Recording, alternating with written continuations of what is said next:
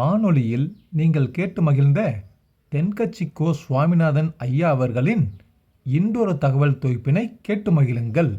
ஒருத்தரை பார்த்து உன்னுடைய நண்பர்கள் யார் அப்படின்னு ஒரு கேள்வி கேட்டு பாருங்க. கொஞ்சம் யோசித்து பதில் சொல்லுவாங்க. அவங்கக்கிட்டேயே உன்னுடைய எதிரிகள் யார் அப்படின்னு கேளுங்க, கடகடன்னு ஒப்பிச்சிருவாங்க. நம்ம மனசு இருக்க அது எப்படின்னா, நம்ம நண்பர்களை விட எதிரிகளை அது நல்லா ஞாபகத்தில் வச்சுக்கும். இது ஒரு ஆச்சரியமான உண்மை. உங்களால் நண்பர்களை மறந்துட முடியும், ஆனால் எதிரிகளை மறந்துட முடியாது. இது ஒரு வேடிக்கையான நிலைமை தான். அழகான தருணங்களை நாம் ஏன் மறந்துடுறோம்? இது இயற்கை. ஏன்னா நம்ம மனசு மலர்களை கவனிக்கிறதில்ல, அதில் இருக்கிற முள்ளை தான் கவனிக்குது. தன்னை காயப்படுத்துகிற எதையும் அது உடனே கண்டுகொள்ளுது. ஒரு தெளிந்த சிந்தனை உடைய மனசு மிக அழகாக உள்ள எல்லாத்தையும் கவனிக்கும். அது நன்றியுடன் உணரக்கூடிய எல்லாத்தையும் பார்த்து குறிச்சிக்கும். இப்படிப்பட்டவங்க வாழ்க்கை இயல்பாகவே நல்லா அமையும். அது ரொம்ப அபூர்வம். மனசில் உள்ள ஒரு சிறிய அமைப்பை மாற்றுவதை பொறுத்து தான் இந்த விஷயம் அப்படிங்கிறார் ஓஷோ. ஒரு யூத கோவில் இருந்து தான், அது யூதர்களின் மடமாகவும் இருந்தது. அங்கே ஒரு தலைமை குரு, அவர் ரொம்ப கண்டிப்பானவர். அந்த கோவிலை ஒட்டி ஒரு தோட்டம். ஒரு நாள் காலையில் அந்த தோட்டத்தில் 2 இளம் யூதர்கள் நடந்து போய்கிட்டு இருக்கிறாங்க. காலையில் 1 மணி நேரம், மாலையில் 1 மணி நேரம் அவங்க அந்த தோட்டத்தில் நடக்கிறதுக்கு அனுமதி உண்டு. மற்ற நேரங்களில் அவங்க மத புத்தகங்களை படிக்கணும், பிற விதிமுறைகளை கடைபிடிக்கணும். அந்த 2 பேருமே தொடர்ந்து புகைப்பிடிக்கிற பழக்கம் உள்ளவங்க. ஆனால் கோவில் மடத்தில் இருக்கிறப்போ அவங்க புகைப்பிடிக்க முடியாது, அது கடுமையான குற்றம். சரி, நாம் தோட்டத்தில் இருக்கிறப்போவாவது புகைப்பிடிக்கலாமா அப்படின்னு ஒரு ஆசை அவங்க 2 பேருக்குமே. இருந்தாலும் பயம்.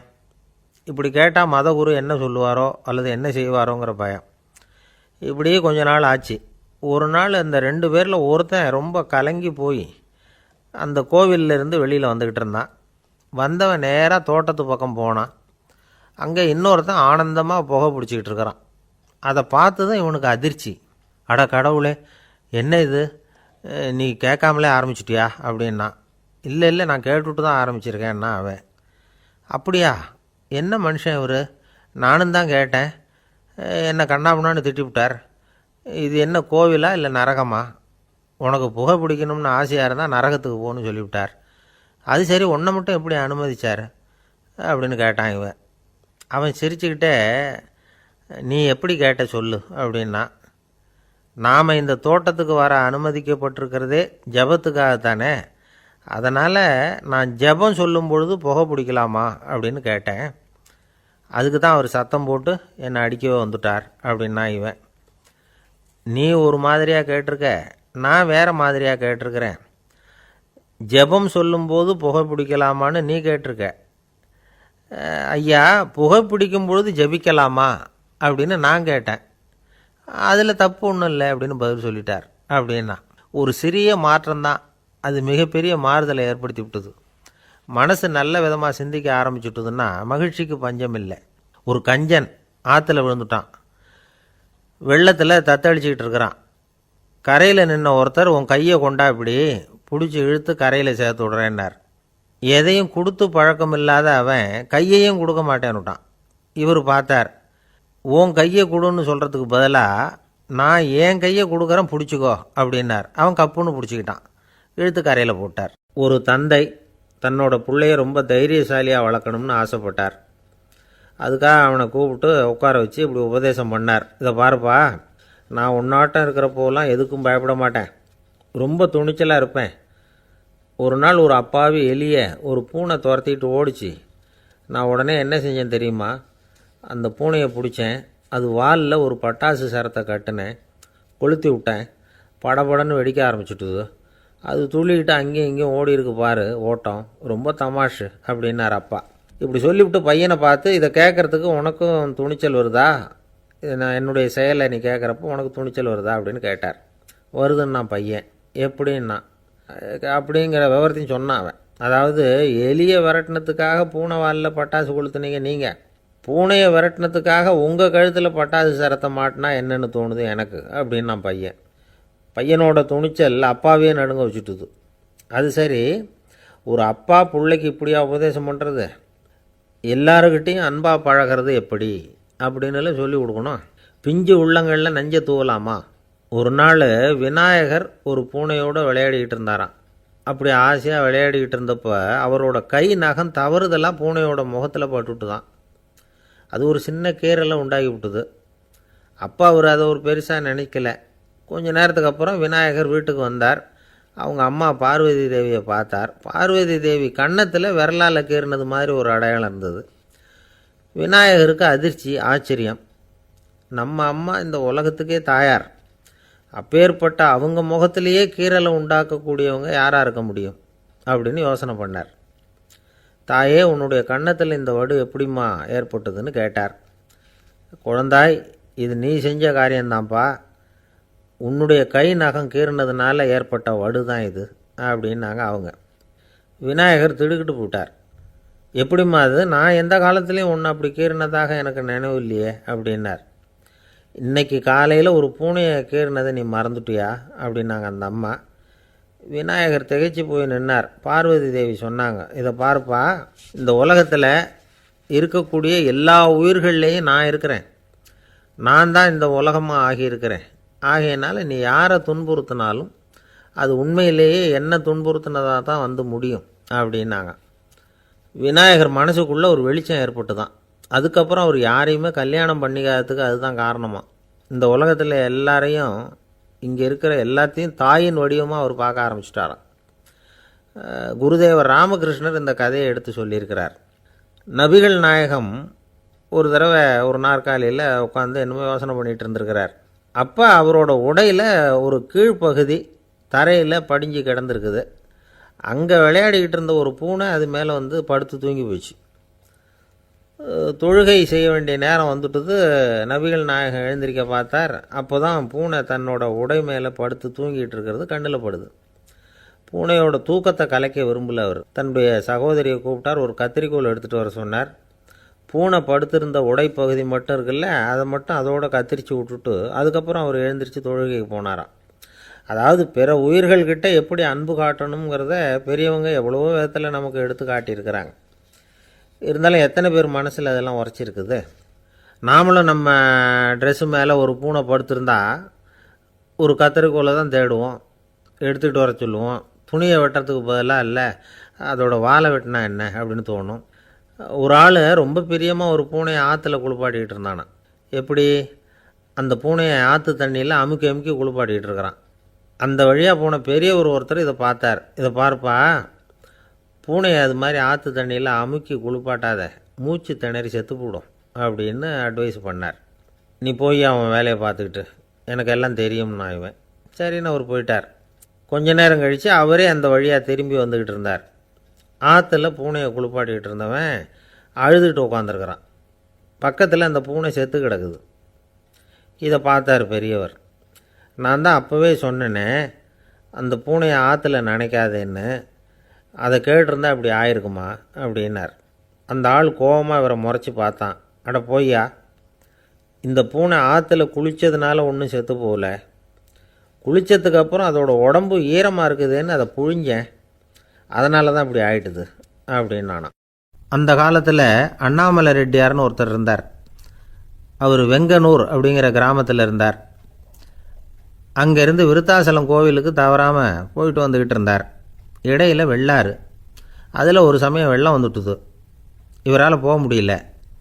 அதோட விளைவு வெங்கனூர்லேயே ஒரு கோவில் கட்டணும் அப்படின்னு முடிவு பண்ணார், சிவாலயம். அந்த சமயத்தில் வடநாட்டில் பஞ்சம். அதனால் அங்கே இருந்த பல சிற்பிகள் தென்னாட்டை நோக்கி வர ஆரம்பித்தாங்க. அவங்க வெங்கனூர் வழியாக வர்றது தெரிஞ்சதும் இவர் போய் பார்த்தார். இங்கே ஒரு கோவில் கட்டணும், அதுக்கு நீங்கள் உதவணும்னார். பஞ்ச காலத்தில் இப்படி ஒரு வாய்ப்பு கிடைச்சதில் அவங்களுக்கும் ரொம்ப மகிழ்ச்சி. உற்சாகத்தோடு ஒத்துக்கிட்டாங்க. ஆலய திருப்பணி ஆரம்பமாச்சு. அவங்களுக்கு வேண்டிய எல்லா வசதிகளையும் இவர் செஞ்சு கொடுத்தார். அவங்களுக்கு எந்த குறையும் இல்லாமல் பார்த்துக்கிட்டார். அது மட்டும் இல்லை, ஒவ்வொரு நாளும் அங்கே வருவார். உங்களுக்கு என்ன வேணும், எது வேணும்னு கேட்பார். ஏதாவது குறை இருந்தால் சொல்லுவாங்க, உடனே தீர்த்து வைப்பார். இவரும் கேட்பார், எந்த குறையாக இருந்தாலும் என்கிட்ட சொல்லுங்க அப்படின்னு சொல்லுவார். அதை தவிர இவராகவே கவனித்தும் அவங்களுக்கு என்னென்ன தேவைங்கிறத கண்டுபிடிச்சி அதையெல்லாம் வந்து கொடுத்துக்கிட்டு இருப்பார். என்ன தேவைன்னாலும் அதை நிறைவேற்றி வச்சுருவார். அந்த சிற்பிகளின் தலைவன் ஒருத்தன், அந்த ஆளுக்கு வெத்தலை பாக்கு போடுறது பழக்கம். இதை தெரிஞ்சுக்கிட்டு அதுக்காகவே ஒரு ஆளை ஏற்பாடு பண்ணார். வேணுங்கிறப்போலாம் நீ வெத்தலை சீவல் மடித்து கொடுக்க வேண்டியது உன் வேலை அப்படின்னு ஒருத்தனை ஏற்பாடு பண்ணிட்டார். இப்படியெல்லாம் செஞ்சதும் அவங்களுக்கும் ரொம்ப உற்சாகம். ரொம்ப பொறுப்பாக சிற்ப வேலைகளை செஞ்சுக்கிட்டு இருக்கிறாங்க. ஒரு நாள் என்னாச்சு தெரியுமா? அந்த சிற்பிகளின் தலைவன் ரொம்ப நுணுக்கமாக ஒரு வேலையை செஞ்சுக்கிட்டு இருக்கிறான். சாரம் போட்டு அது மேலே படுத்துக்கிட்டு அண்ணாந்து பார்த்து உச்சியில் நுணுக்கமான சிற்பங்களை உருவாக்கிக்கிட்டு இருக்கான். சிற்பியின் கவனம் சிதறப்படாதுங்கிறதுனால இவர் மெதுவாக சத்தம் போடாமல் கிட்ட போய் நின்று அதை கவனிச்சிக்கிட்டு இருக்கிறார். அந்த சிற்பி வழக்கம் போல் வெத்தலை பாக்குக்காக இடது கையை கீழே நீட்டினான். அந்த சமயம் பார்த்து அவருக்கு தாம்பூலம் கொடுக்குறவன் அங்கே இல்லை, எங்கேயோ போயிருக்கிறான். அண்ணாமலை ரெட்டியார் என்ன பண்ணார் தெரியுமா? தனக்காக கொடுக்கப்பட்ட தாம்பூலத்தை வாங்கி சிற்பியின் கையில் கொடுக்குறார். அவன் வாங்கி போட்டுக்கிட்டான். இது என்ன இன்னைக்கு வெத்தலை சீவல் வேறு மாதிரி இருக்குது, வாசனை தாம்பூலமாக இருக்குது அப்படின்னு யோசனை பண்ணிவிட்டு கீழே திரும்பி பார்க்குறார். பார்த்தா ரெட்டியார் மறுபடியும் சிற்பி கை நீட்டும் பொழுது கொடுக்கறதுக்காக தாம்பூலத்தை மடித்து வாங்கி வச்சுக்கிட்டு தயாராக நிற்கிறார். சிற்பிக்கு அதிர்ச்சி. உடனே பொத்துன்னு கீழே குதிச்சான். ஐயா, என்ன இது நீங்களா அப்படின்னா. இவர் சொன்னார், நான் ஒன்றும் தப்பு பண்ணலையே, உன்னுடைய கை புண்ணியம் செஞ்ச கை, கோயில் கட்டுற கை, அந்த கைக்கு தாம்பூலம் கொடுக்கறதுல என்ன தப்பு அப்படின்னாராம். ஏற்கனவே பஞ்சத்தில் அடிபட்டு வந்த எங்களை நீங்கள் ஆதரித்ததே பெரிய விஷயம். இந்த செயல் என்னை ஒரு பெரிய கடனாளி ஆக்கிவிட்டுது. ஐயா, எங்களுக்கு உணவு உடை இதை மட்டும் நீங்கள் கொடுத்தா போதும், ஊதியம்னு எதுவும் வாங்க மாட்டோம் அப்படின்னு நானும். அந்த சிற்பி எவ்வளோ வற்புறுத்தியும் எதுவும் வாங்கிக்கலையாம். இந்த செய்தியை தமிழ் தாத்தா டாக்டர் ஊவேசா சொல்லியிருக்கிறார். அந்த காலத்தில் எப்படிப்பட்டவங்கள்லாம் வாழ்ந்துருக்கிறாங்க பாருங்கள். இந்த காலத்தில் ஒருத்தர் கோவில் கட்டினார், வேலை செய்கிற எல்லாருக்கும் சாப்பாடு போடுவார். சிற்ப வேலை செஞ்சுட்டு சாப்பிட வர்ற ஒவ்வொருத்தர் கையையும் அன்பாக பிடிச்சி முத்தம் கொடுத்து உள்ளே அனுப்புவார். அந்த கைகளுக்கு நீங்கள் கொடுக்குற மரியாதையாது அப்படின்னு கேட்டாங்க. அடா, அது இல்லைங்க, ஏற்கனவே முதல் பந்தியில் சாப்பிட வந்தவன் மறுபடியும் வர்றானான்னு கண்டுபிடிக்கிறதுக்காக கையை பிடிச்சி மோந்து பார்க்குறேன் அப்படின்னாராம் அவர். ஒருத்தர் அவசரமாக போய்கிட்டு இருந்தார். எங்கே போய்கிட்டு இருக்கீங்க அப்படின்னு கேட்டார் ஒரு பெரியவர். கடைக்கு போகிறேன் சார், சாமான் வாங்கிறதுக்கு அப்படின்னார். அங்கே போகிறதுக்கு முன்னாடி தெரிஞ்சிக்க வேண்டியதெல்லாம் தெரிஞ்சுக்கிட்டீங்களா அப்படின்னு கேட்டார் பெரியவர். கடைக்கு போய் காசை கொடுத்து ஒரு பொருளை வாங்கிட்டு வரப்போகிறோம், இதில் தெரிஞ்சிக்க வேண்டியது என்ன இருக்குது அப்படின்னார் அலட்சியமாக. இப்போ அந்த பெரியவர் பேச ஆரம்பித்தார். இந்த உலகத்தில் எந்த ஒரு செயலில் இறங்குறப்பவும் நாம் நல்லா ஆலோசனை பண்ண வேண்டிய விஷயம் 5 அப்படின்னார். உதாரணமாக, ஒருத்தன் கடைக்கு போய் ஏதோ ஒரு பொருளை வாங்கிட்டு வர போகிறான்னு வச்சுக்கங்களேன். அப்போ கூட அவன் 5 விஷயங்களை பற்றி தெரிஞ்சுக்க வேண்டியிருக்குது அப்படிங்கிறார் அவர். முதல்ல அந்த பொருள் எப்படிப்பட்டது அப்படிங்கிறத தெரிஞ்சுக்கணும். ரெண்டாவதாக தன்னை பற்றியும் தெரிஞ்சுக்கணும். அப்போ தான் அந்த பொருள் தனக்கு தேவையா இல்லையா அப்படிங்கிறத புரிஞ்சுக்க முடியும். மூணாவதாக தெரிஞ்சுக்க வேண்டியது ஒன்று இருக்குது. அது என்னென்னா, அந்த பொருளை அடையிறதுக்கு வழி என்ன அப்படிங்கிறத தெரிஞ்சுக்கணும். அதாவது எவ்வளவு பணம் கொடுத்தா அது கிடைக்கும், இது மாதிரியான விஷயங்கள். நாலாவதாக அந்த பொருளை அடையிறது மூலமாக நாம் அடையக்கூடிய பயன் என்ன அப்படிங்கிறதையும் உணரணும். அஞ்சாவது, அந்த பொருளை அடையிறதுல இருக்கக்கூடிய தடை எது அப்படிங்கிறதையும் நாம் தெரிஞ்சுக்கணும். பெரியவர் பேசுகிறது ஏதோ தத்துவம் மாதிரி தெரியுது இல்லையா? தத்துவம்தான். அதாவது இப்படி உலகியல் வாழ்க்கையில் சின்ன சின்ன விஷயங்கள்லேயே நாம் 5 விஷயங்களை தெரிஞ்சுக்க வேண்டியிருக்குது. அது ரொம்ப அவசியமாக இருக்குது. பேரின்ப நிலைன்னு சொல்கிறாங்கள்ல, அது மாதிரி பெரிய சமாச்சாரங்கள்லேயும் இந்த 5 விஷயங்களை நாம் தெரிஞ்சுக்க வேண்டியிருக்குது. அதுக்கு பேர் என்னென்னா அர்த்த பஞ்சகம். வைணவ சமயத்தில் அர்த்த பஞ்சகம்ங்கிறது ரொம்ப பெரிய விஷயம்.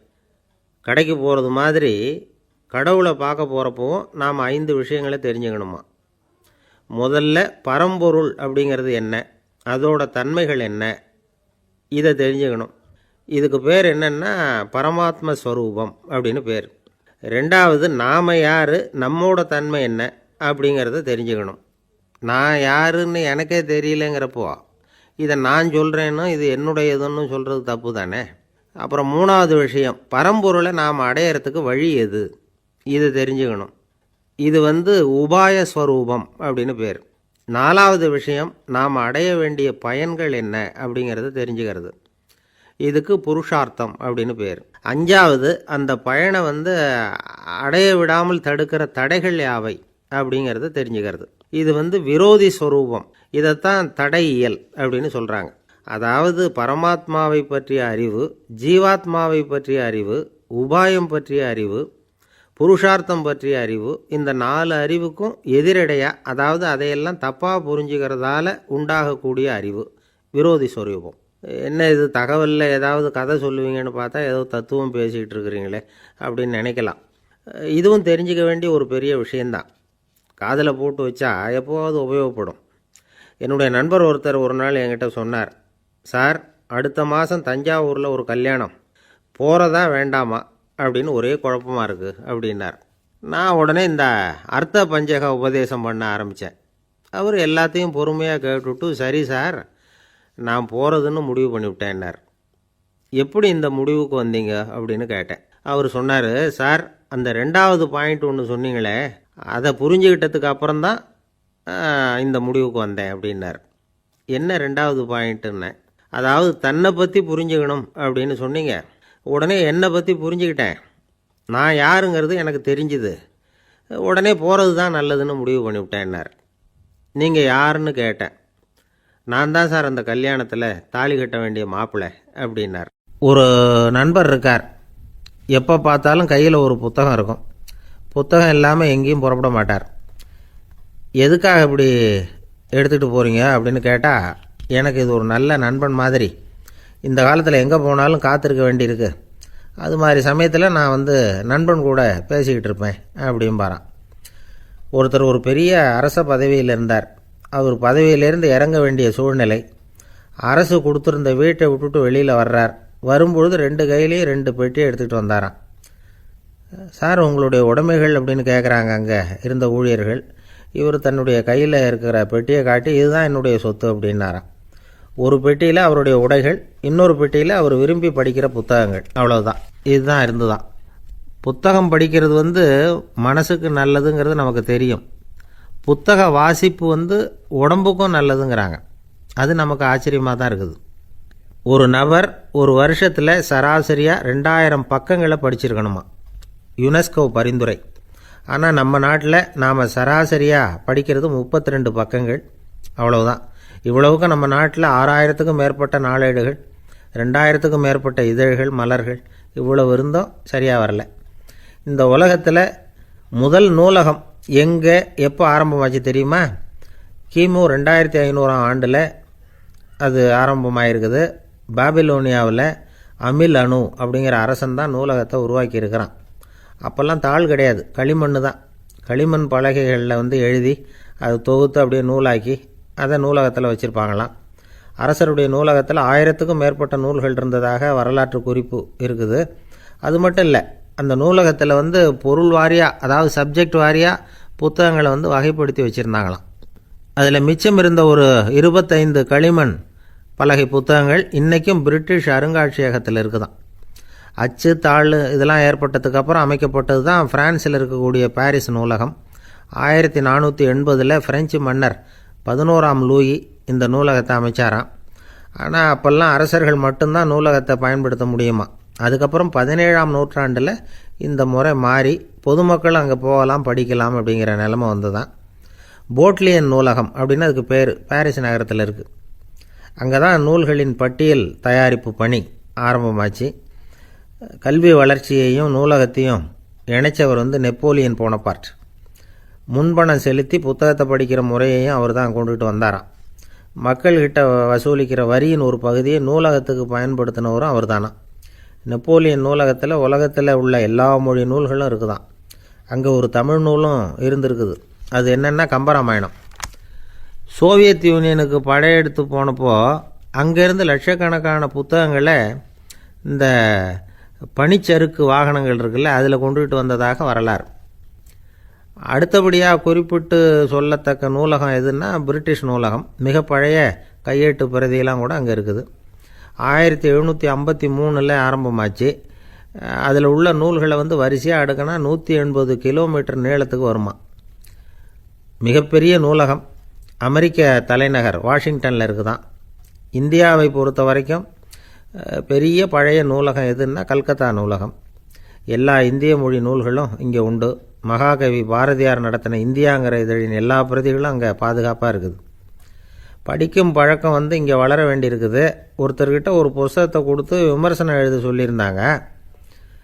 கொஞ்ச நாள் கழித்து அவரை போய் பார்த்து, என்னங்க புஸ்தகத்தை படித்து பார்த்தீங்களா அப்படின்னு கேட்டாங்களாம். இதுக்கு அவர் சொல்லியிருக்கிறார், இன்னும் நான் படித்து பார்க்கலிங்க, இப்போ தானே விமர்சனமே எழுதி முடிச்சிருக்கிறேன், இனிமே தான் படிக்கணும் அப்படின்னாராம். இயேசுநாதர்கிட்ட ஒருத்தர் கேட்டாராம், இயேசுவே என்னை எவ்வளவு நேசிக்கிறீர்கள் அப்படின்னு. அவர் தன்னுடைய 2 கைகளையும் அகல விரித்து இவ்வளவு என்று சொல்லி சிலுவையில் உயிர் நீத்தார் அப்படின்னு சொல்லுவாங்க. அதாவது அந்த நேசிப்புக்கு எல்லை கிடையாது, அதே போல் மன்னிப்புக்கும் எல்லை கிடையாது. இது இயேசுநாதர் சொல்லி கொடுத்த ஒரு பாடம். இயேசுனுடைய சீடர்களில் ஒருத்தன் பீட்டர், அவன் ஒரு நாள் இயேசுநாதர்கிட்ட கேட்டிருக்கான், இயேசுவே நான் என்னுடைய தம்பிக்கிட்ட அடிக்கடி சண்டை போட்டுக்கிட்டு இருக்கிறேன், என்னுடைய சகோதரன் கூட, அவனை நான் எத்தனை தடவை மன்னிக்கிறது? ஏற்கனவே 7 தடவை அவனை மன்னிச்சுட்டேன் அப்படின்னு சொல்லியிருக்கிறான்.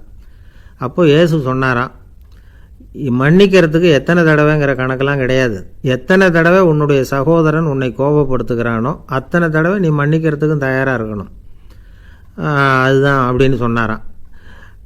அப்போ இவனுக்கு ஒன்றும் புரியல, இது என்ன அவன் தப்பு பண்ணிக்கிட்டே இருப்பான், நாம் மன்னிச்சுக்கிட்டே இருக்கிறதா அப்படிங்கிறது மாதிரி குழப்பமாக இருந்திருக்கிறான். அப்போது இயேசுநாதர் தன்னுடைய சீடன் பீட்டர்கிட்ட ஒரு கதை சொன்னாராம். அந்த கதை இன்றைக்கு நாம் எல்லாரும் சிந்தித்து பார்க்க வேண்டிய ஒரு கதை. அதாவது மன்னிப்பை விரும்புகிறவர்கள் மன்னிக்கவும் தயாராக இருக்க வேண்டும் அப்படிங்கிறது தான் அந்த கதையினுடைய தத்துவம். அந்த இயேசுநாதர் சொன்ன கதை என்னென்னா, ஒரு மன்னர் இருந்தார். அவர் ஒரு நாள் அரண்மனையில் உட்காந்து கணக்கு வழக்குகள்லாம் பார்த்துக்கிட்டு இருந்தார். நம்ம அரண்மனையிலேருந்து யார் யார் அரசாங்க கடன் வாங்கியிருக்கிறாங்க, யார் யார் திருப்பி செலுத்தியிருக்கிறாங்க அப்படிங்கிற விவரத்தையெல்லாம் பார்த்துக்கிட்டு இருந்தார். அப்போ தான் புரிஞ்சுது, அந்த அரண்மனையில் வேலை செய்கிற ஒருத்தனே அரசாங்க கடன் வாங்கியிருக்கிறான். எவ்வளவு? 10,000 பொற்காசுகள் வாங்கியிருக்கான் கடன். இந்த 10,000 பொற்காசுகளை திருப்பி செலுத்தலை அரசாங்கத்துக்கு. இது மன்னர் கவனத்துக்கு வந்தது. உடனே நம்ம அரண்மனையில் இருக்கிறவனே அரசு கடன் வாங்கி திருப்பி செலுத்தாமல் இருக்கான், அவனை கூப்பிட்டு வாங்கன்னு சொல்லி கூப்பிட்டுட்டு வந்தாங்களாம். விசாரிச்சிருக்கிறாங்க, என்னப்பா நீ எவ்வளோ ஒன்று? ஆமாங்க 10,000 பொற்காசுகள் வாங்கியிருக்கிறேன், இன்னும் திருப்பி கட்டலைன்றிருக்கான். உடனே அவர் மன்னர் சொல்லியிருக்கிறார், நம்ம சட்டத்திட்டப்படி நீ உடனே பணத்தை திருப்பி கட்டிடு, அப்படி உன்னால் கட்ட முடியலன்னா உன்னுடைய வீடு வாசல் சொத்து சுகம் எல்லாத்தையும் விற்று அந்த பணத்தை அரசு கருவூலத்தில் சேர்த்துக்கிறதுக்கு நானே ஏற்பாடு பண்ணிடுறேன் அப்படின்னு அந்த மன்னர் சொன்னாராம். இவன் அப்படியே அதிர்ச்சி ஆகிட்டான், அப்படியே பொத்துன்னு காலில் விழுந்தானா, மன்னா என்னை மன்னிச்சுங்க, என்னால் முடியல, எனக்கு மன்னிப்பு கொடுங்க அப்படின்ட்டுருக்கான். உடனே அவர் எழுந்திரிச்சு, சரி நீ மன்னிப்பு கேட்டுவிட்டேன், அதனால் உன்னை மன்னிக்கிறேன், நீ பணம் கட்ட வேண்டாம் அப்படின்னு சொல்லி அந்த மன்னர் அவனை விட்டுட்டாராம். பணத்தையும் தள்ளுபடி பண்ணிட்டார், நீ திருப்பி கட்ட வேண்டான்னு. இவனுக்கு ரொம்ப மகிழ்ச்சி, அதனால் ரொம்ப உல்லாசமாக வந்துக்கிட்டு இருக்கிறான். தெருவில் வந்துக்கிட்டு இருக்கிறப்ப இவங்கிட்ட கடன் வாங்கின ஒருத்தன் எதுக்கு வந்துக்கிட்டு இருக்கான். அவன் இவங்கிட்ட ஒரு 100 பொற்காசுகள் கடன் வாங்கியிருக்கான். அவன் வந்தான், இவன் போய் அவன் சாட்டையாக பிடிச்சிக்கிட்டான், நீ எப்படா என் கடனை திருப்பி கொடுக்க போகிறேன்னு. அவன் இப்போ முடியல, கொஞ்சம் பொறுத்துக்கா, அப்புறம் தரேன்ருக்கான். அதெல்லாம் முடியாது, நீ கொடுத்து தான் ஆகணும் அப்படின்னு இவன் புடிவமாக சொல்கிறான். இப்போ நிலைமையை பாருங்கள், இவன் ஏற்கனவே 10,000 பொற்காசுகள் அரசாங்கத்தில் கடன் வாங்கினா அதுக்கு மன்னிச்சு விட்டுட்டார் இவனை. ஆனால் இவன் இன்னொருத்தனை மன்னிக்கிறதுக்கு தயாராக இல்லை. இவங்கிட்ட கடன் வாங்கின இன்னொருத்தன் 10 பொற்காசுகள், அவனை மன்னிக்க தயாராக இல்லை. அவனை கொண்டு போய் நீதிமன்றத்தில் கொண்டு போய் நிறுத்தி தண்டனை வாங்கி கொடுத்துட்டான். நீதிபதி என்ன சொன்னார், அந்த இவன் வாங்கின பொற்காசுகளை திருப்பி கட்டுற வரைக்கும் ஜெயிலில் இருக்கணுங்கிறது தீர்ப்பு. ஆனால் உடனே அரசர் காதில் விழுந்தது. சொல்லிட்டாங்க, உங்ககிட்ட மன்னிப்பு வாங்கிட்டு போனானே ஒருத்தன், அவன் இன்னொருத்தனை மன்னிக்கிறதுக்கு தயாராக இல்லை, அவனை கொண்டு போய் ஜெயிலில் அடைச்சிட்டான் அப்படின்னு. உடனே மன்னர் பார்த்தார், இவனை மறுபடியும் கூப்பிட்டு வர சொன்னார். தபாரப்பா, நான் உன்னை மன்னிச்சு விட்டேன், ஆனால் நீ இன்னொருத்தனை மன்னிக்கிறதுக்கு தயாராக இல்லை, அதனால் என்னுடைய தீர்ப்பையும் மாற்றுறேன், நீயும் அரசு கடன் தீர்ற வரைக்கும் ஜெயிலில் தான் இருக்கணும் அப்படின்னு சொல்லி ஜெயிலுக்கு அனுப்பிச்சிட்டாராம். இப்படி ஒரு கதையை இயேசுநாதர் தன்னுடைய சீடருக்கு சொன்னதாக ஒரு வரலாறு. அது என்ன, அதிலேருந்து நாம் புரிந்து கொள்ள வேண்டியதுன்னா, நாம் மன்னிக்கப்படணும்னு நாம் விரும்புகிறோம்னா நாம் இன்னொருத்தரை மன்னிக்கிறதுக்கு தயாராக இருக்கணும். அதனால் நாம் இன்னொருத்தரை யாரையும் மன்னிக்க மாட்டோம், ஆனால் என்ன இன்னொருத்தர் மன்னிக்கணும் அப்படிங்கிறது மாதிரி செய்யக்கூடாதுன்னு சொல்லுவாங்க. அது மாதிரி நாம் இப்போ இது தப்பாக புரிஞ்சுக்கிறவங்களும் இருக்கிறாங்க. பாவம் மன்னிப்புங்கிறதுலாம் எதுக்குன்னா, அதாவது மறுபடியும் பாவம் செய்யாமல் இருக்கிறதுக்காக தான். அதான் மன்னிக்கிறாரே அப்படிங்கிறதுக்காக மறுபடியும் பாவம் பண்ணிகிட்டு இருக்கிறது இல்லை. அதான் ஒருத்தர் கேட்டாராம், பாவத்திலேருந்து மன்னிப்பு கிடைக்கணும்னா நீ என்ன செய்யணும் அப்படின்னு கேட்டிருக்கார். அதுக்கு அவன் சொல்லியிருக்கிறான், நான் முதல்ல பாவம் செய்யணும், அப்போ தானே மன்னிப்பு கிடைக்கும் அப்படின்னு நானாம். இப்படிப்பட்டவர்கள் தான் இன்றைக்கி உலகத்தில் அதிகமாக இருக்கிறாங்க. அதனால் இந்த மன்னிப்பின் மகத்துவங்கிறது இயேசுநாதர்கிட்டேருந்து தான் நாம் புரிஞ்சுக்கணும். அந்த இயேசு சொன்ன அந்த மன்னிக்கிற மனோபாவம் இருந்தால் இன்றைக்கி உலகம் பூராவும் அமைதி பூங்காவாக இருக்கும். அதில் ஒன்றும் ஆச்சரியமே இல்லை, அதில் ஒன்றும் சந்தேகமும் இல்லை. அதனால் மன்னிக்கிற மனோபாவத்தை நாம் எல்லாரும் நமக்குள்ளே வளர்த்து கொள்ள வேண்டும் அப்படிங்கிறது தான் நாம் இன்றைக்கு எல்லோரும் சிந்தித்து பார்க்க வேண்டிய ஒரு செய்தி. ஒருத்தர் ரொம்ப அவசரமாக வந்தார். சார், மனுஷன் நிம்மதியாக இருக்கிறதுக்கு என்ன வழின்னு கேட்டார். சீக்கிரமாக ஒரு கல்யாணத்தை பண்ணிங்க, எல்லாம் சரியாக போடும் அப்படின்னோம். அவர் ஒரு மாதிரியாக பார்த்தார். ஏற்கனவே எனக்கு கல்யாணம் ஆகிட்டுது சார், அதனால தானே நிம்மதியாக இருக்கிறதுக்கு வழி கேட்குறேன் அப்படின்னார். சரி, இவர் ஒரு மாதிரியான கேஸ் அப்படின்னு நினச்சிக்கிட்டு நம்மக்கிட்ட இருந்த ஒரு சின்ன புத்தகத்தை அவர்கிட்ட தூக்கி கொடுத்தோம். இதை படித்து பாருங்கன்னு. கல்யாணத்துக்கு பிறகும் சந்தோஷமாக இருக்கிறதுக்கு என்ன வழி அப்படிங்கிற கேள்விக்கு அந்த புத்தகத்தில் விளக்கம் இருந்தது. கணவன் மனைவிக்குள்ளே சிக்கல் வராமல் இருக்கிறதுக்கு அதில் சில வழிகளை சொல்லி கொடுத்துருக்குறாங்க. அதெல்லாம் என்னென்ன அப்படிங்கிறத இப்போ பார்க்கலாமா? குடும்பம்னு இருந்தால் கோபம் வரதான் செய்யும், அது வந்துட்டு போட்டும் பரவாயில்ல. ஆனால் அந்த கோபம் ஒரே நேரத்தில் 2 பேருக்கும் வந்துடாமல் பார்த்துக்கணும்.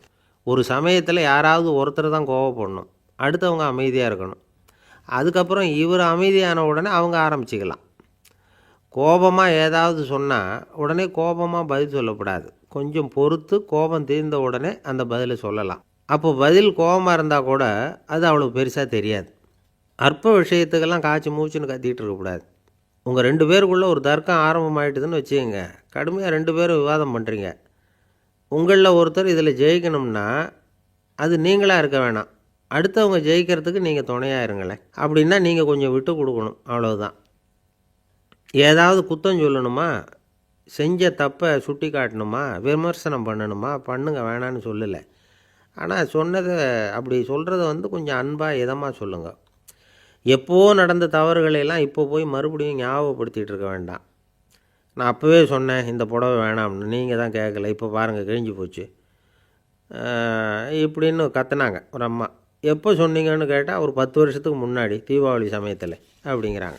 அது என்ன இன்னும் அப்படியே புதுசாகவே இருக்கும்? உங்களுக்கு அவர் தான் பெருசு, அவருக்கு நீங்கள் தான் பெருசு. அதை விட இந்த உலகத்தில் வேறு எதுவும் முக்கியம் இல்லைன்னு நினைக்கணும்.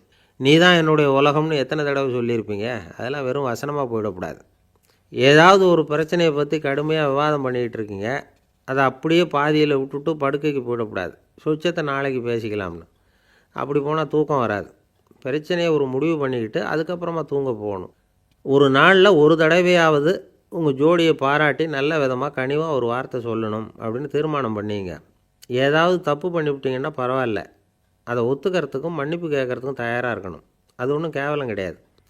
வீட்டுக்குள்ளே தானே கேட்க போகிறீங்க, வெளியில் யாருக்கு தெரிய போகுதோ? எப்படியோ உங்களுக்குள்ளே ஒரு சமரசம் ஆனால் சரி தான்.